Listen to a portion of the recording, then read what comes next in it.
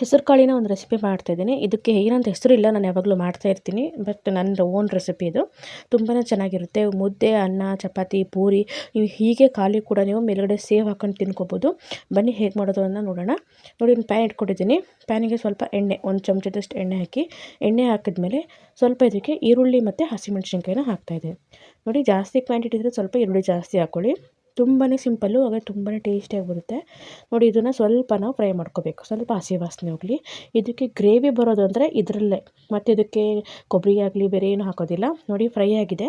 ಈಗ ಇದು ತಣ್ಣಗಾದ್ಮೇಲೆ ಒಂದು ಮಿಕ್ಸಿ ಜಾರಲ್ಲಿ ಸ್ವಲ್ಪ ನೀರನ್ನು ಹಾಕಿ ರುಬ್ಬಿಟ್ಕೊಳ್ಳಿ. ನಂತರ ಮತ್ತೊಂದು ಪ್ಯಾನಿಗೆ ಸ್ವಲ್ಪ ಎಣ್ಣೆ ಹಾಕ್ತಿದ್ದೀನಿ. ಅಂದರೆ ಒಂದು 2 ಚಮಚದಷ್ಟು ಎಣ್ಣೆ ಹಾಕಿ, ನಂತರ ಒಂದು ಈರುಳ್ಳಿನ ಸಣ್ಣದಾಗಿ ಕಟ್ ಮಾಡ್ಕೊಂಡಿದ್ದೀನಿ, ಅದನ್ನು ಹಾಕ್ತಿದ್ದೀನಿ. ಸಣ್ಣ ಈರುಳ್ಳಿ, ದೊಡ್ಡದಿದ್ದರೆ ಒಂದು ಅರ್ಧ ಹಾಕ್ಕೊಳ್ಳಿ ಸಾಕು. ನೋಡಿ, ಇದನ್ನು ನಾನು ಸ್ವಲ್ಪ ಫ್ರೈ ಮಾಡ್ಕೋಬೇಕು. ತುಂಬಾ ಚೆನ್ನಾಗಿರುತ್ತೆ. ಒಂದ್ಸಲ ಟ್ರೈ ಮಾಡಿ ನೋಡ್ಕೊಳ್ಳಿ. ಜಾಸ್ತಿ ಮಸಾಲೆ ಕೂಡ ಏನೂ ಇಲ್ಲ ಇದಕ್ಕೆ.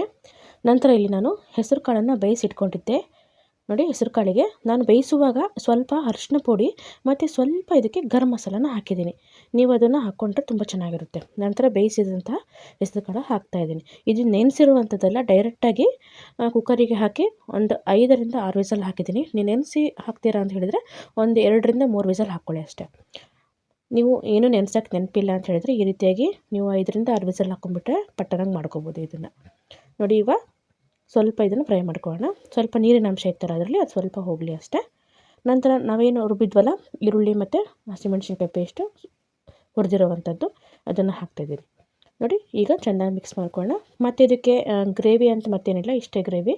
ತುಂಬ ಸಿಂಪಲ್ಲು, ಬೇಗನೆ ಕೂಡ ಆಗುತ್ತೆ, ಹಾಗೆ ತುಂಬ ರುಚಿಯಾಗಿರುತ್ತೆ.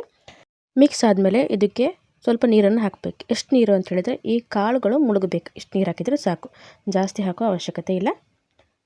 ನೋಡಿ, ನೀವು ಈ ಟೈಮಲ್ಲಿ ಬೇಕಾದರೆ ಗರಂ ಮಸಾಲ ಮತ್ತು ಅರಿಶಿನ ಪುಡಿನ ಹಾಕ್ಕೋಬೋದು.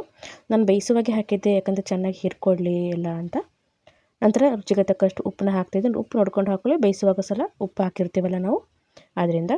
ಇವಾಗ ಸ್ವಲ್ಪ ಕುದಿ ಬರಬೇಕು, ಜಾಸ್ತಿ ಕುದಿ ಇಲ್ಲ, 1-2 ಕುದಿ ಬಂದರೆ ಸಾಕು, ಯಾಕಂದರೆ ಆಲ್ರೆಡಿ ಬೆಂದಿರುವಂಥದ್ದು ಕಾಳು. ಇವಾಗ ಮೇನ್ ಹಾಕಬೇಕಾಗಿರೋದು ಟೊಮ್ಯಾಟೊ ಮತ್ತು ಕೊತ್ತಂಬರಿ ಸೊಪ್ಪು. ಇವಾಗ ಹಾಕ್ತಿದ್ದೀವಲ್ಲ ಅಂತ ಅಂದ್ಕೊಬಿಡಿ, ಇವಾಗೇ ಹಾಕಬೇಕು.